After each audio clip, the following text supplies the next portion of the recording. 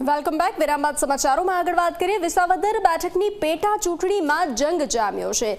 સુરતમાં ભાજપના સ્નેહ મિલન સમારોહનું આયોજન કરવામાં આવ્યું હતું, ત્યારે CR પાટીલના આડકતરી રીતે ગોપાલ ઇટાલિયા પર પ્રહાર સામે આવ્યા. એક માણસ દુષ્પ્રચાર કરી માહોલ બગાડી રહ્યો છે તેવા વાર CR પાટીલના સામે આવ્યા, જે ખુદ દિલ્હીમાં હાર્યા તે જીતવાની વાતો કરે છે. વિસાવદરના વિકાસ માટે સીટ જીતવી પડશે.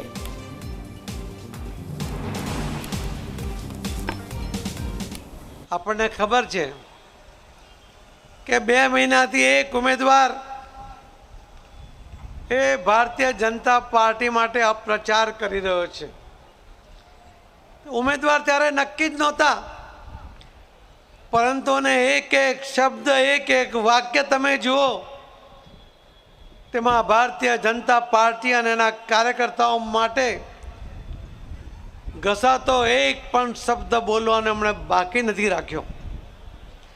એમના એક નેતા દિલ્હીથી આવ્યા હતા, ગુજરાતના 2022ના ઇલેક્શન વખતે આવ્યા ત્યારે પણ કહેતા હતા કે લખી લો, અમારી સરકાર બનવાની છે. 182 સીટ ઉપર ઉમેદવાર ઊભા રાખ્યા, 136 સીટ ઉપર એની ડિપોઝિટ જમા થઈ ગઈ. એવા નેતા હવે ગુજરાતમાં ફરી જીતવા માટે આવ્યા છે.